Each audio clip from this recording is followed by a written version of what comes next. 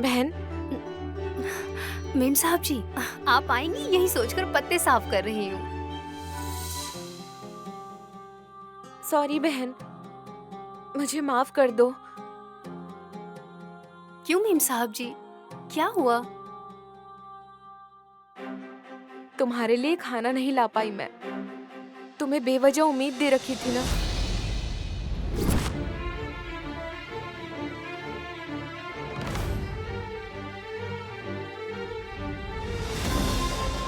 अरे, आप क्यों दुखी हो रही हैं मेम साहब जी? असल में मुझे भूख ही नहीं लगी है।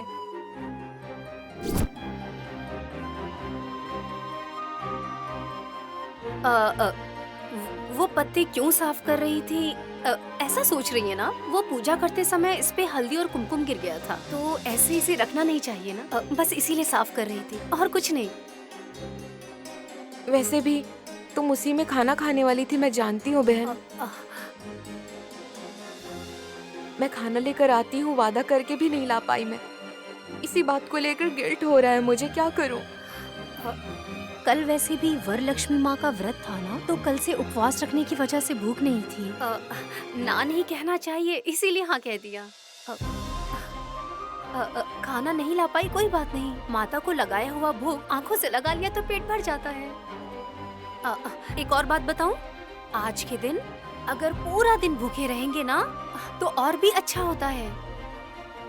गलती करने पर झूठ बोलते हैं, लेकिन मुझे बुरा ना लगे इसलिए झूठ बोल रही हूँ, मैं जानती हूँ बहन। भूल जाइए ना मेम साहब जी। मुझे खाना लाने से रोकने वालों के बारे में क्या तुम जानना नहीं चाहती हो? खाना खिलाने वाले को मरते दम तक याद रखना चाहिए, नहीं खिलाने वालों के बारे में सोचना भी नहीं चाहिए। इसीलिए तो भूल जाने के लिए कहा आपसे। ठीक है बहन, एक और बार सॉरी। आती हूँ। मेम साहब जी, हाँ? विशाल बाबू ने खाना खाया क्या? अब तक तो नहीं। तो फिर वो क्या खाते हैं, क्या पीते हैं, ये आप मुझे बताएंगी क्या? क्यों? कोई उनके खाने में जहर ना मिला दे इसलिए। जहर?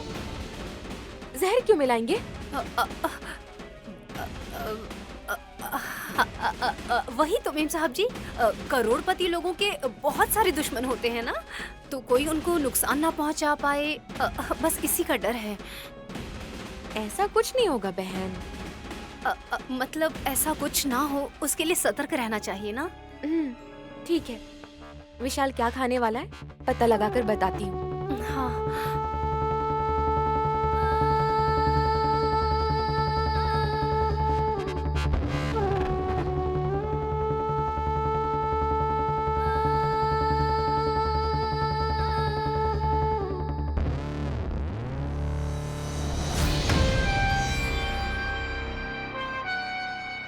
दीदी, तुम्हारा चेहरा हंसी से ऐसे खिलखिला क्यों रहा है? जगदीश पर विशाल गुस्सा होता है तो मुझे बहुत खुशी होती है। इतना ज्यादा भी तो गुस्सा नहीं हुआ माँ, उसके लिए इतना खुश हो रही हो? जगदीश वो इंसान हैं जिनके पेट में अगर गैस हो जाए तो ये सोचकर घबरा जाते हैं कि पता नहीं क्या होगा। ऐसे में अपने खून विशाल की नफरत देखकर वो बाप तड़प नहीं उठेगा।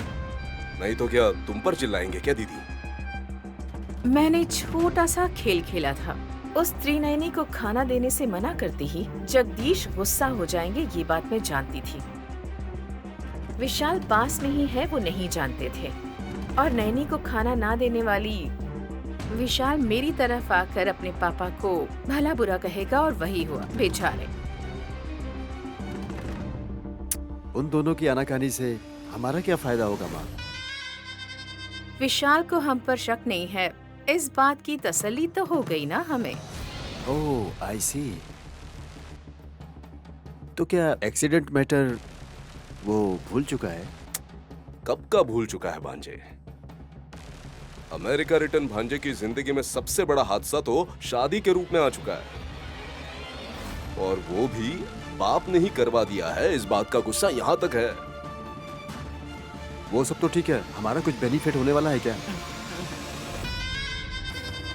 एक को पाने के लिए हमें दूसरे को तो खोना ही पड़ेगा ना। जायदाद पाकर त्रिनयनी को खोने के लिए क्या करना पड़ेगा बताओ दीदी। Simple, very simple. विशाल, तो पहले विशाल को मरना पड़ेगा।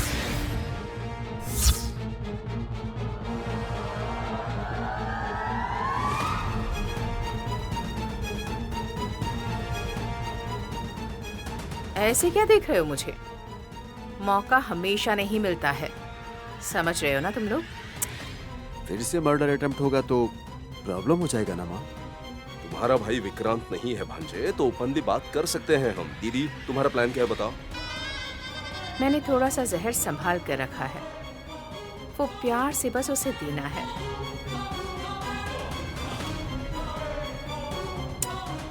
उस दिन तो गायत्री देवी के कार्यक्रम में आने वाले बोर्ड मेंबर्स पर इल्जाम डालने को सोचा था, अब किस पर इल्जाम लगा सकते हैं?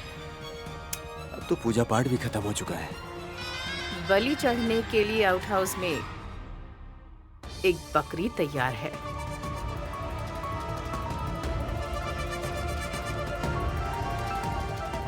नहीं, उसे नहीं मारेंगे। विशाल को मारकर लाश नैनी पर डाल देंगे। आई मीन इल्जाम। हाँ, नैनी से शादी करके विशाल की जिंदगी तबाह हो गई है। इस सदमे में बेचारा जहर पीकर मर गया, ऐसा कह देंगे। और उसके बाद एक झटके में उसे यहाँ से निकाल देंगे। तो फिर उसके नाम की जायदाद? वो कानूनी बात है, वो तो हम छीन ही लेंगे।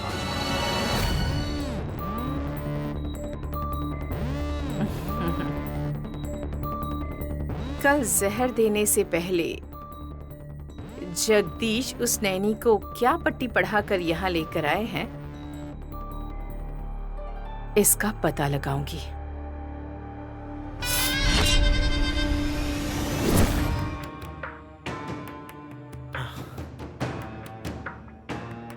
जरा बाहर आना, तुम्हें ही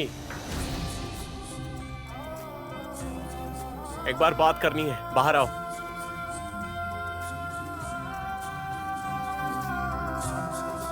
तुम्हारा नाम लेकर बुलाऊंगा तभी बाहर आओगी क्या? त्रिनैनी बाहर आओ। हाँ। त्रिनैनी, त्रिनैनी।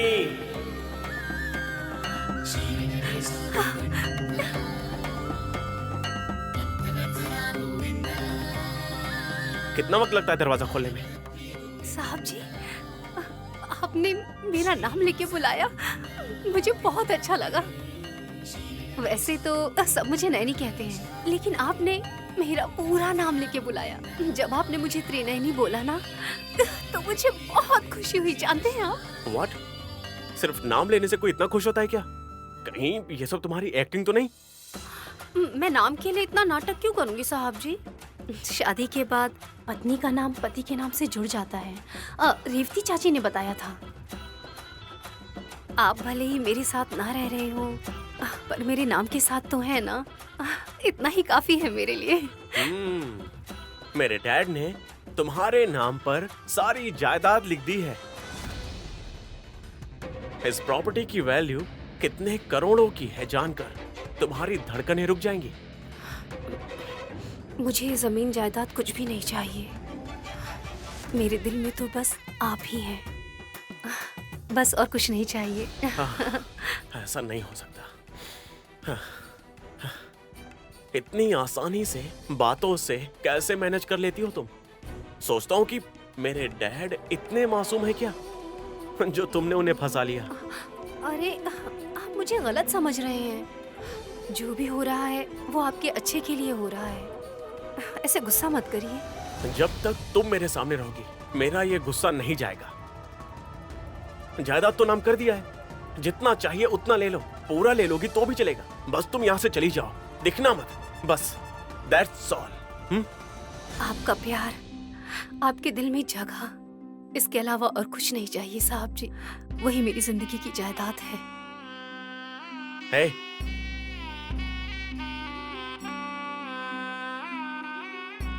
हे, ये क्या कर रही हो?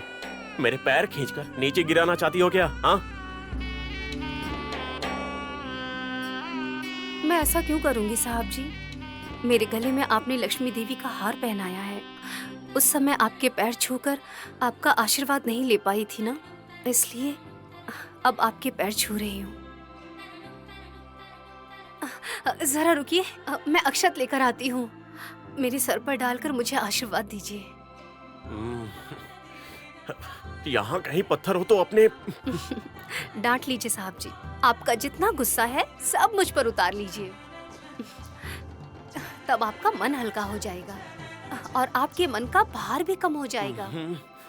पर तुम तो मेरे डैड के सर से नहीं निकलोगी ना। उनको समझ नहीं आ रहा है। जब तक तुम्हें भेज नहीं देते तब तक यहाँ से नहीं जाओगी।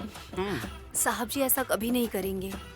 वो बहुत अच्छे हैं, आप भी बहुत अच्छे हैं, लेकिन आप मुझसे इस तरह से बात करते हैं, मुझे अच्छा नहीं लगता। असल में मुझे तुमसे बात करना अच्छा ही नहीं लगता। मैं जब भी तुम्हें वार्निंग देने आता हूँ, तुम्हारी बकबक सुनकर मुझे बहुत गुस्सा आता है। तुम्हें कह के फायदा नहीं है, डैड से ही कहना चाहिए। उन्हीं को जाके कहता हूँ।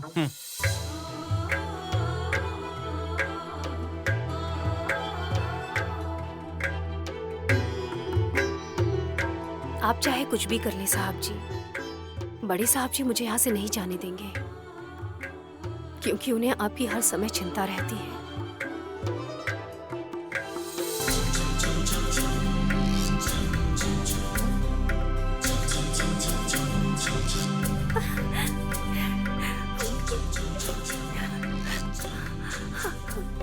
माँ, आपने मुझे खुशी ही नहीं बल्कि मेरी किस्मत दे दी है। मुझे विशाल बाबू का आशीर्वाद आपने मुझे दिला दिया। भले ही गुस्से से ही, आपके आशीर्वाद से उन्होंने अपने पैर छूने दिए। सब कुछ आप मेरे हिसाब से करती आ रही हैं, लेकिन आप मेरे पति की जान लेने वालों की शक्लें आखिर मुझे क्यों नहीं दिखा रही हैं माँ? बताइए ना माँ, कौन है वो लोग जो मेरे पति की जान लेना चाहते हैं? बताइए माँ, वो लोग कौन हैं? आपसे ही पूछ रही हूँ, बताइए ना माँ।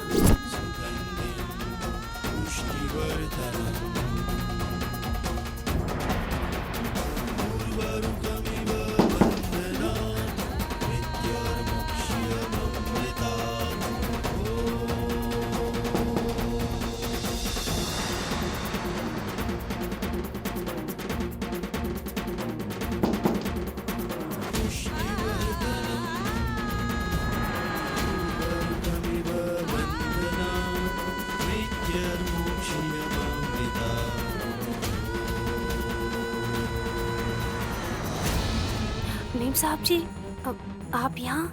मुझे देखकर हैरानी हो रही होगी ना? तुम्हारे मन में कई सवाल उठ रहे होंगे, लेकिन मैं खुद तुम्हारे पास कुछ सवाल लाई हूँ। क्या मैं अंदर आ सकती हूँ? अरे ऐसे ही पूछ रही थी मीम साहब जी, आइए ना।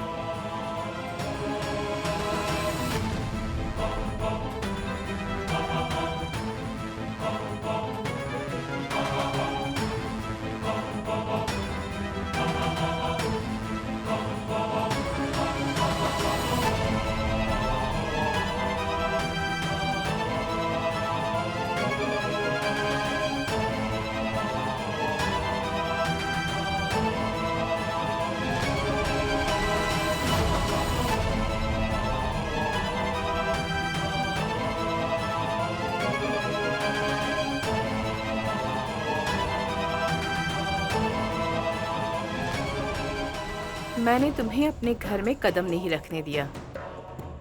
उस गुस्से में शायद मुझे आउट हाउस में कदम नहीं रखने दोगी, ऐसा सोच रही थी। पर शुक्र है कि तुमने ऐसा नहीं किया। आप ऐसी बातें क्यों कर रही हैं? आखिर आप इस घर की मालकिन हैं। आपके मुताबिक ही मुझे यहाँ चलना चाहिए। सही मायने में अब तुम ही मालकिन हो नैनी, क्योंकि सारी जायदाद तुम्हारे नाम पर है।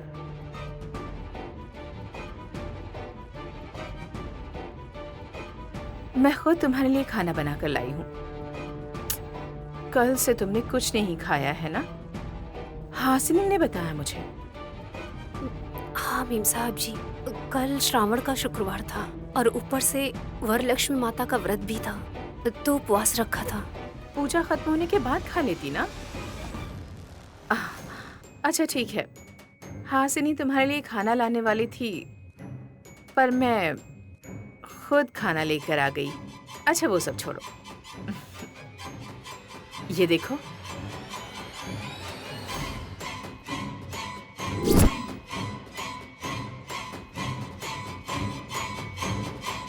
भिंडी मसाला है, आलू करी, दाल, जीरा राइस, स्वीट्स हैं, एप्पल्स, अन्न है, मिठाइयाँ हैं। खाने में इतनी वैरायटी तुमने अपनी जिंदगी में नहीं देखी होगी, है ना? हाँ मेम साहब जी। खाओगी ना? ऐसा खाना देखकर तो भूख लग गई होगी तुम्हें, और खुशबू से तो पेट में आग लग जाती है ना?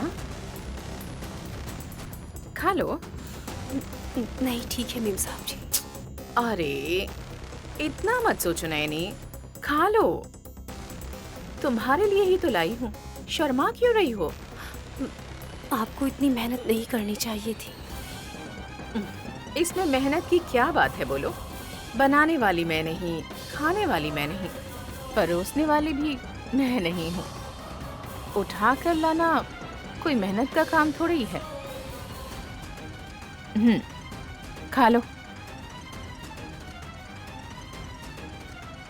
अब शर्माना छोड़ दो, खाओ।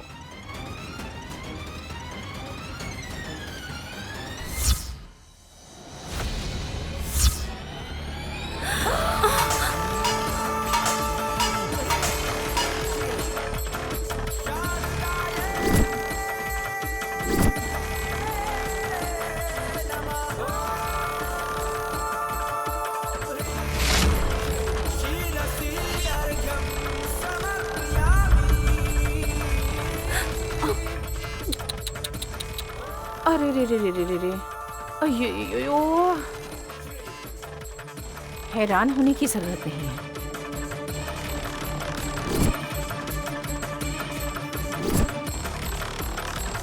क्योंकि मैंने ये जानबूझकर गिराया है।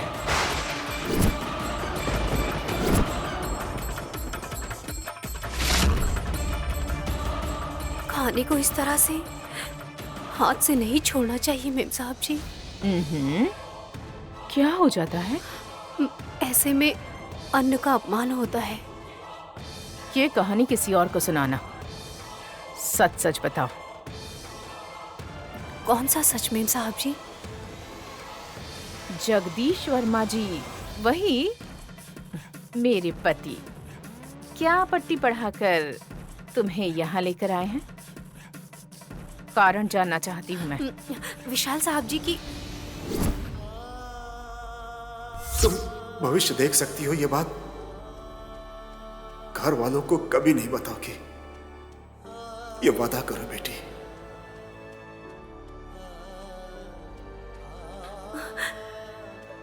नहीं बताऊंगी साहब जी, नहीं बताऊंगी।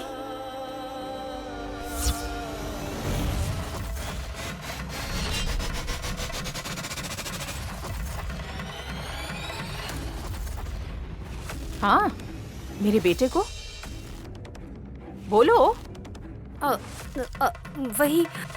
वही मेम साहब जी, विशाल बाबूजी से मेरी शादी करवाई थी ना। हाँ, शादी के बाद चाहे वो मुझे कितना भी डांटे, पर मुझे पति के साथ ही रहना चाहिए, ऐसा माँ ने कहा मुझे। तुम अपनी माँ के कहने पर या अपने दादा के मनाने पर यहाँ नहीं आई हो, ये तो तय है नहीं। सच बोल रही हूँ मेम साहब जी।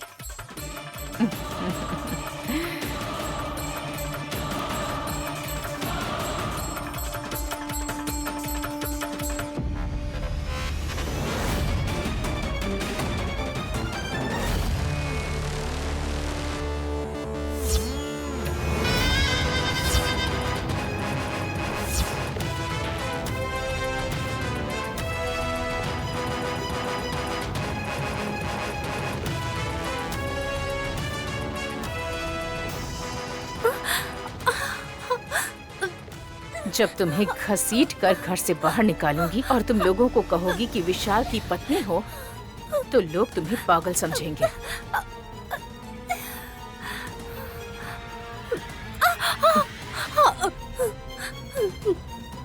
अपने गले में पहने इस मंगलसूत्र की सलामती चाहती हो तो मुझे सच सच बता। मैंने सच ही बताया है मेम साहब जी। देखती हूँ तुमने जो कहा है वो सच है या नहीं, ये मैं भी देखती हूँ।